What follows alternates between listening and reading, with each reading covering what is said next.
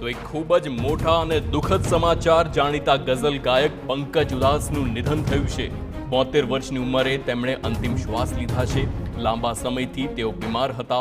પંકજ ઉધાસ જે ભારતના ખૂબ જ જાણીતા ગાયક છે, તેમનું 72 વર્ષની વયે હાલ નિધન થયું છે। આ મોટા સમાચાર સંગીતની દુનિયા અને બોલિવૂડ માટે આ ખૂબ જ દુઃખદ સમાચાર છે। જાણીતા ગઝલ ગાયક પંકજ ઉધાસનું નિધન થયું છે। 72 વર્ષની ઉંમરે તેમણે અંતિમ શ્વાસ લીધા। હાલ આ મોટા સમાચાર, લાંબા સમયથી તેઓ બીમાર હતા અને ત્યારબાદ આજે તેમણે 72 વર્ષની વયે પંકજ ઉધાસે અંતિમ શ્વાસ લીધા છે। તો તેઓ મુંબઈમાં હતા અને મુંબઈમાં જ આજે તેમનું નિધન થયું છે।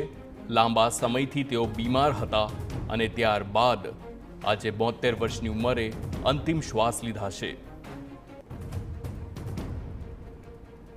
તો એક એવી પેઢી છે જેઓ પંકજ ઉધાસના તે તમામ ગઝલ સાંભળીને મોટી થઈ છે, એ તમામ એ પેઢીના લોકો માટે પણ એક દુઃખદ સમાચાર છે।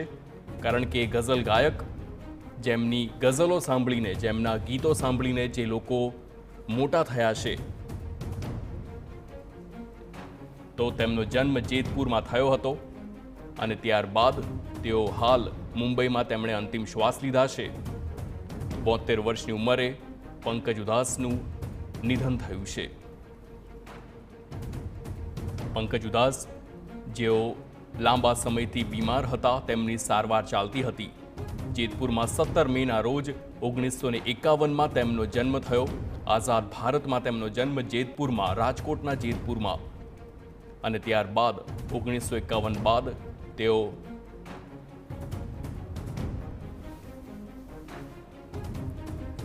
તો જાણીતા ગઝલ ગાયક પંકજ ઉધાસનું આજે નિધન, આ ખૂબ જ દુઃખદ સમાચાર, મોટા સમાચાર છે।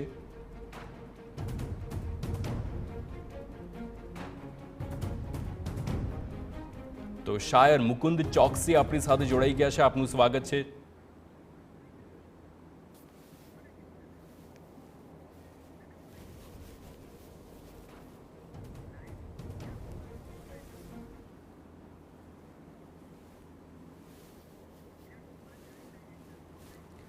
તો જાણીતા એક્ટર કિરણ કુમાર આપણી સાથે જોડાઈ ગયા છે, આપનું સ્વાગત છે TV9 પર। આ ખૂબ જ દુઃખદ સમાચાર છે અને આ એક ખોટ છે જે આખી ઇન્ડસ્ટ્રીને રહેવાની છે।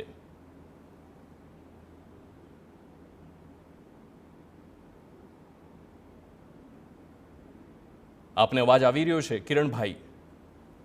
હા, સાંભળી રહ્યો છું। જાણીતા ગઝલ ગાયક પંકજ ઉધાસનું આજે નિધન થયું છે, એક ખૂબ જ દુઃખદ સમાચાર અને ઇન્ડસ્ટ્રીને પણ ખૂબ જ મોટી ખોટ છે આ।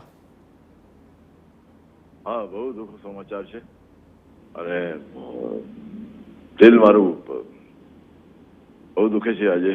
અને પંકજજી કાયમ મારા દિલમાં રહેશે અને જેટલા બી સંગીતના પ્રેક્ષકો છે, સંગીતના લવર્સ છે, એમના દિલમાં પંકજજી યાદો कायम માટે રહેશે। यकीन नहीं होता कि इस तरह की बात होकर हो जाएगी। ये मुझे खबर जो है आपके जरिए मालूम पड़ी है, आपने बताया तो मुझे मालूम पड़ा है। मैं फिलहाल मुंबई में नहीं हूँ, उदयपुर में हूँ, शूटिंग कर रहा हूँ। तो उनकी गजलें, उनके गीत, चिट्ठी आएगी चिट्ठी आएगी, उसमें उनका अभिनय और उनका गाना हमेशा याद रहेगा।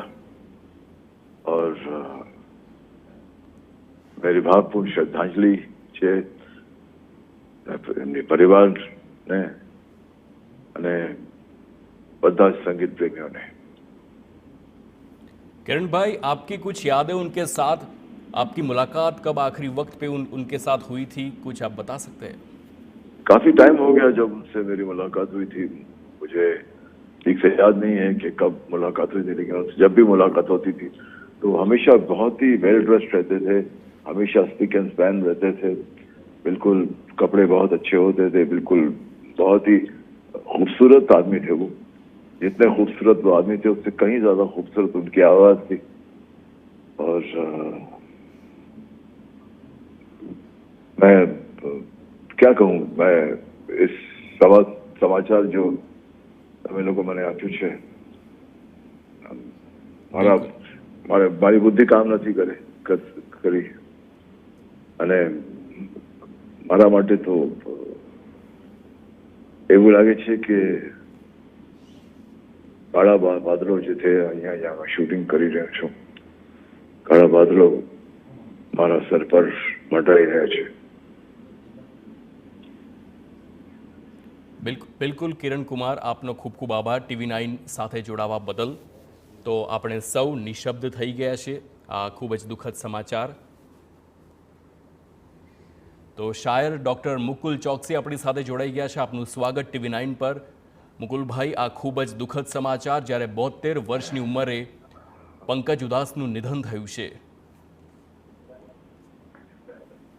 બહુ દુઃખદ સમાચાર છે। કોઈ પણ ગઝલ ગાયક અને આટલા વિશાળ ચાહક વર્ગ ધરાવતો ગઝલ ગાયક જ્યારે આપણી વચ્ચેથી જાય છે, ત્યારે ગઝલ ગાયકીના સાંભળનારાઓ અચૂક ગહેરા વિષાદ અને શોકમાં ડૂબી ગયા છે। જેમ આ સાંભળતા સાથે મને પોતાને પણ એક આઘાત અને ઝટકો લાગે છે, એક દુઃખની અંદર ફિલિંગ થાય છે કે એક એવો ગઝલકાર કે જેનો લોકપ્રિયતાનો વ્યાપ અમાપ હતો।